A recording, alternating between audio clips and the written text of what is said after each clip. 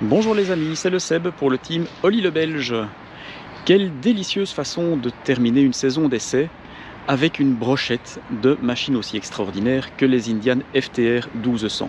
Pour la circonstance, nous avons la chance d'avoir à notre disposition le segment premium avec la FTR 1200 carbone et sa petite sœur, et encore petite sœur c'est beaucoup dire, la FTR 1200 Rally.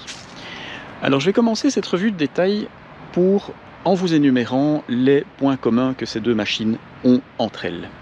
On va tout d'abord commencer par le moteur. Le moteur est le Thunderstroke 1203 cm3 développant 123 chevaux. Dans un bicylindre, c'est quand même pas mal. Mais au-delà de cette puissance brute, c'est plutôt les valeurs de couple qui sont intéressantes, car ce moteur développe 120 Nm à 5900 tours par minute. Alors cette valeur de couple est importante parce que ça permet à la moindre sollicitation de la poignée de gaz de vous catapulter vers l'avant avec une vigueur propre à un bicylindre. Ces valeurs de couple, on les atteint grâce à deux éléments. Premièrement, on a un moteur dit longue course. Donc c'est-à-dire que les valeurs d'alésage et de course de ce moteur sont de 73,6 mm par 102.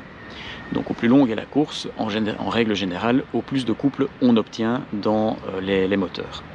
Ensuite, on a des taux de compression, des rapports de compression qui sont très élevés également, puisqu'on est à des rapports de 12,5 par 1, ce qui fait qu'on atteint des sommets pareils en valeur de couple. Donc comme le disait un de nos internautes sur un de commentaires, oui, ce sont des machines qui tirent sur les bras lorsqu'on accélère en disposant de ce couple de tracteurs. Cette puissance est transmise à la roue arrière par une boîte de vitesse à 6 rapports qui est pilotée par un embrayage multidisque en bain d'huile équipé d'un système anti-dribble très pratique en cas de rétrogradage un peu viril pour éviter de faire très sautiller la roue arrière et donc de générer des blocages. Alors c'est bel et bien d'accélérer, mais ensuite il faut freiner. Et c'est là que Brembo a été choisi pour l'équiper de superbes freins de 320 mm de diamètre à l'avant, qui eux sont pincés par des étriers à 4 pistons, des étriers radiaux. Et on remarquerait aussi au guidon que la commande de frein est radiale elle aussi. À l'arrière, un disque de 260 mm de diamètre pincé par un étrier à 2 pistons. Les machines pèsent 235 à 240 kg, donc ça en fait des machines qui sont dans un poids moyen, somme toute relativement lourdes, mais une fois qu'on est en selle et au guidon, on n'a vraiment pas l'impression d'avoir ce poids énorme entre les jambes. Parce que Indian a réfléchi à la centralisation des masses et a rabaissé au maximum le centre de gravité. Donc j'en veux pour preuve le positionnement du réservoir d'essence qui est situé ici sous la selle.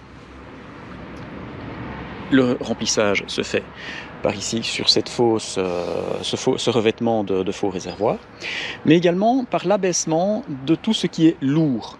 Donc en l'occurrence par exemple la batterie qui prend place dans ce compartiment plastique à l'avant du moteur, juste derrière la roue arrière. Donc on a vraiment un rabaissement de tout ce qui est lourd dans cette machine pour vraiment profiter d'une bonne stabilité et d'une maniabilité importante de ces motos. Alors, au niveau des suspensions, on est assez bien lotis parce que toutes les deux profitent d'une fourche inversée et d'un amortisseur arrière monochoc. Et c'est là que commencent les différences entre les deux machines. Donc, c'est-à-dire que sur la Rally, on a les suspensions simples dont la fourche n'est pas réglable. L'amortisseur arrière est réglable en précontrainte, donc suivant qu'on roule avec passager ou pas. Par contre, la carbone dispose de suspensions un peu plus premium, puisqu'elles sont réglables dans tous les sens. Vous voyez ici sur le sommet des têtes de fourche. Donc on sait régler la précontrainte, La compression, l'hydraulique en compression sur le tube de gauche et l'hydraulique en rebond, en détente sur le tube de droite. Également, l'amortisseur arrière est réglable dans tous les sens, en compression, en détente et en rebond. Niveau des différences, c'est aussi au niveau de la position de conduite qu'on va les avoir, puisque la FTR 1200 carbone est d'inspiration beaucoup plus sportive que la rallye, directement issue de la FTR 1200S, qui elle vient de la FTR 750 de dirt track, de flat track. Tandis que la rallye profite d'un guidon qui a été rehaussé de 5 cm. Alors, pour rouler sur la route, effectivement, ce guidon rehaussé de 5 cm est très intéressant et intelligemment pensé parce qu'il offre une position de conduite qui est quand même beaucoup plus confortable. Donc c'est bien plus gratifiant pour le dos, bien moins fatigant pour le dos sur des longues distances. Ensuite, au niveau des différences, nous notons également que l'échappement est standard sur la FTR 1200 Rally et il a été confié à l'équipementier Akrapovic sur la 1200 Carbone. Alors la grosse différence entre les deux n'est pas tant la puissance qui est développée, mais plutôt une question de sonorité. La sonorité est propre à un V-twin, bien entendu, mais par contre avec l'Akrapovic, on aura un son un peu plus caverneux, un peu plus rauque à l'accélération, ce qui donne quand même un petit côté sympathique lors des accélérations et des rétrogradages. Et ce qui est assez sympa aussi, mais je pense malgré tout que c'est dû à un réglage d'injection qui est un poil trop riche, c'est le petit pétouillement, le petit PAH, la petite détonation dont nous gratifie le pot de la rallye lors de la décélération. Alors maintenant, la selle de ces deux motos, même si elle n'est pas bien épaisse, même si au premier abord elle a l'air relativement ferme, elle n'en est pas spécialement inconfortable. Pour preuve, lors de notre balade dominicale, nous avons fait certainement plus de 250 km, voire 300 km avec les motos. Et très honnêtement, nos postérieurs n'en ont guère souffert. Donc on peut vraiment dire que chez Indian, ils ont pensé les machines pour qu'on puisse quand même tailler un minimum de route. Le seul bémol, c'est la capacité du réservoir. La capacité du réservoir est de 13 litres. Indian nous communique des chiffres de consommation d'environ 5,5 litres au 100 km. Donc, en mathématiques, ça nous permet de déterminer qu'on devrait pouvoir faire à peu près 200 km avec les pleins. Eh bien, c'est là qu'on se pose un petit peu des questions, parce que une fois qu'on arrive vers les 130 km parcourus, eh bien, il faut commencer à faire attention et à localiser assez rapidement une station-service, parce qu'elles nous ont semblé consommer quand même un petit peu plus de carburant que ce qui est annoncé. Donc, faire attention à cela. Et lorsqu'on fait des longues routes, ça peut constituer effectivement un réel handicap sur ces motos. Alors vous le voyez, la partie cycle est assez longue. Mais oui, elle fait 1525 mm de long. Donc ce qui est, à titre de comparaison, entre 10 et 15 cm plus long que l'ancienne Kawasaki ZRX 1100. Je faisais le comparatif avec un de mes amis il y a quelques jours. Donc effectivement, c'est une moto qui est assez longue. Mais ceci est un gage de stabilité. Et quand on voit l'angle de colonne qui est raisonnablement refermé, on se doute que la maniabilité est au rendez-vous. Alors maintenant, on va faire le tour de l'instrumentation. Je vais commencer par la rallye, qui dispose de l'instrumentation classique dont Indian nous gratifie dans sa gamme. Alors, commodo de gauche, nous avons la commande de clignoteur, la commande de cruise control qui équipe de série les FTR 1200, l'interrupteur grand phare, feu de croisement et appel de phare, et la commande de klaxon sous le pouce. En venant au milieu, nous avons le compteur kilométrique, bien dimensionné, très lisible, dont les graduations deviennent de plus en plus proches les unes des autres à partir des 120 km à l'heure. Au niveau visuel, ça donne ceci. Donc vous avez la batterie de voyant qui se trouve en arc de cercle sous les graduations et un petit écran digital en dessous de l'aiguille qui nous donne les indications suivantes. Donc vous avez la jauge à essence dans la partie supérieure de ce cadran, une horloge dans la partie inférieure du cadran.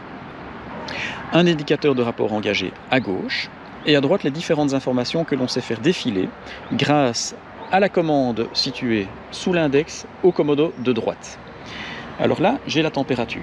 On commence le défilement, petite pression, consommation moyenne. Indiqué 5,7 litres, je vous disais à prendre avec des pincettes. Consommation instantanée, ben oui, le moteur ne tourne pas donc forcément les valeurs sont élevées. Le totalisateur kilométrique, le partiel, le contour et la température extérieure. Vous voyez, 12 degrés, il ne fait pas très très chaud. Et ensuite, la température du liquide de refroidissement. Le commodo de droite, très simple, on trouve, outre la commande de fonction, le coupe-circuit et le bouton magique du démarreur. Et si je vous la faisais tourner? Eh bien voilà, une simple pression sur le petit bouton et on a le V-twin qui s'ébroue et qui nous gratifie de cette sonorité.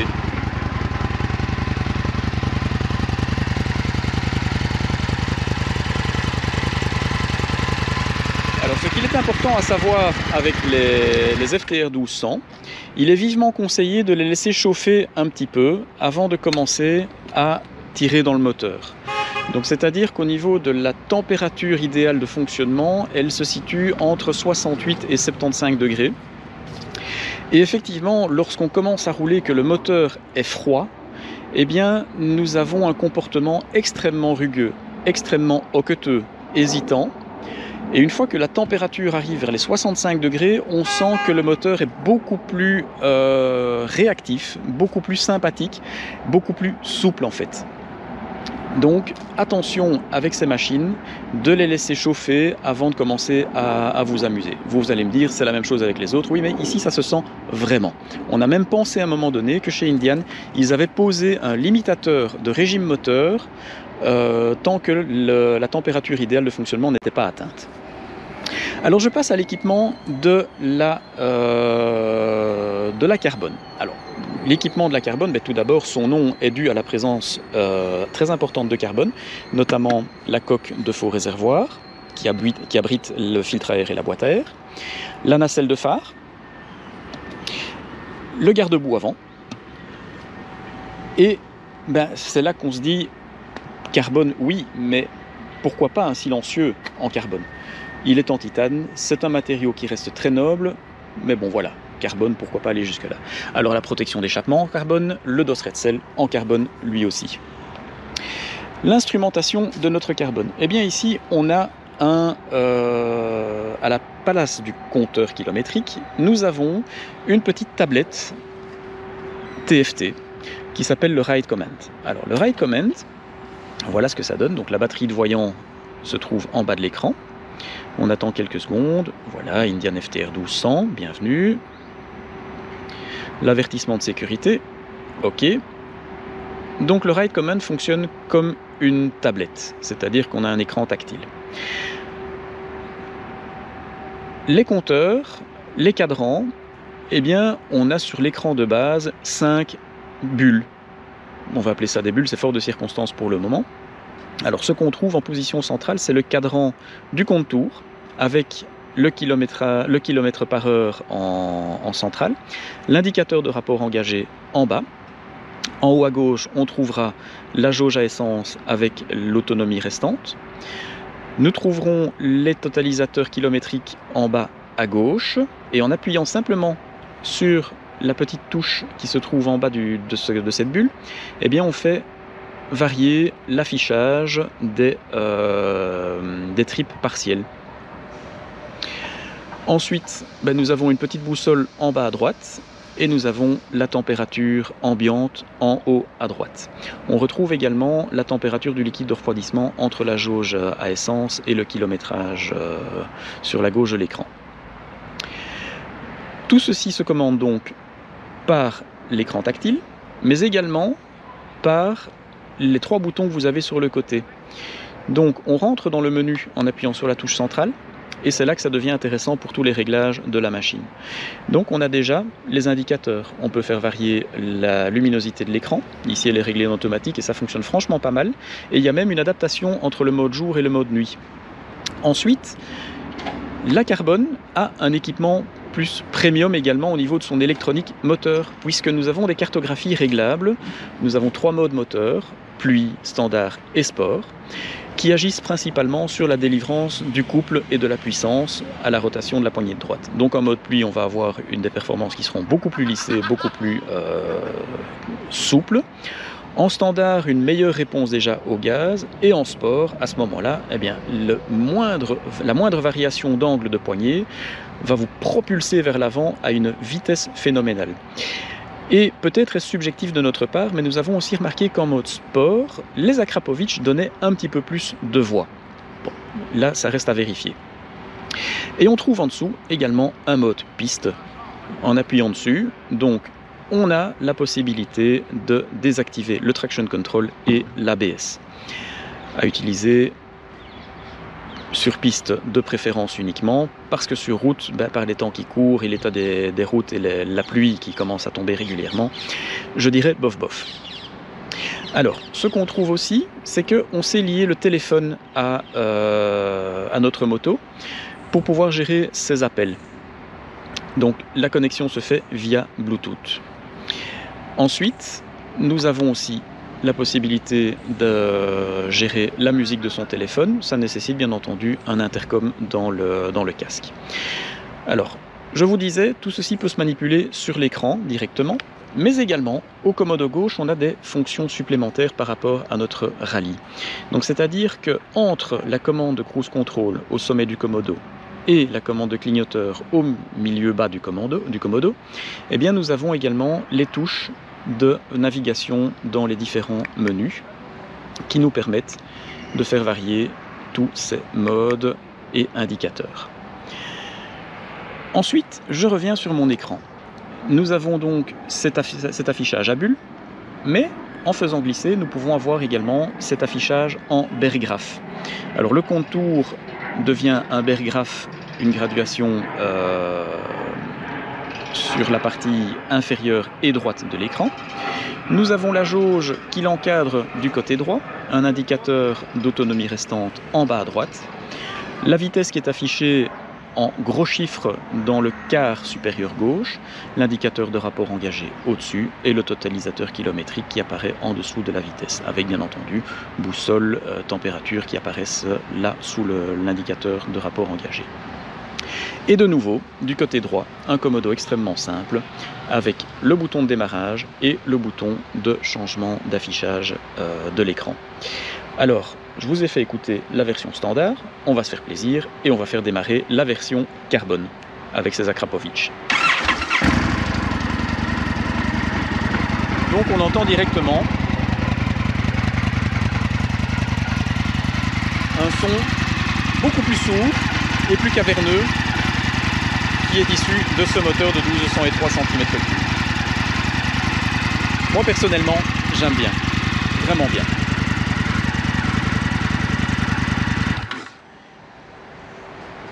Alors, au niveau de l'éclairage de ces deux motos, on retrouve un feu avant rond à LED avec un soulignement de la marque Indian qui apparaît en plein milieu.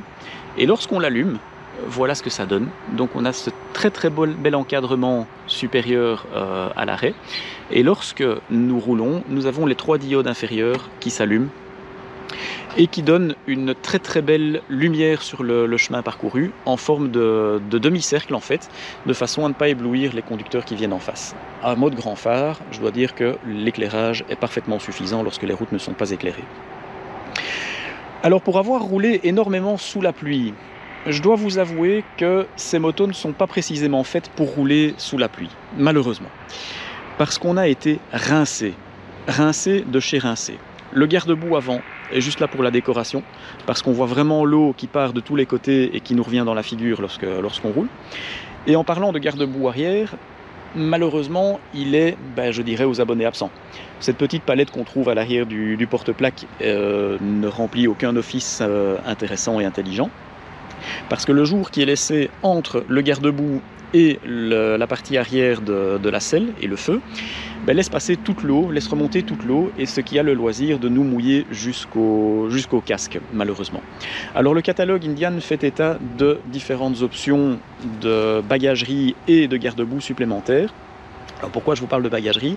Parce que pour poser le garde-boue juste ici sous la selle et sous le feu, il est nécessaire d'avoir le kit de fixation de bagagerie qui vient s'adapter ici sur les deux vis de fixation des poignées et du dosseret. Mais bon, tout ceci donc est naturellement customisable avec leur catalogue d'options.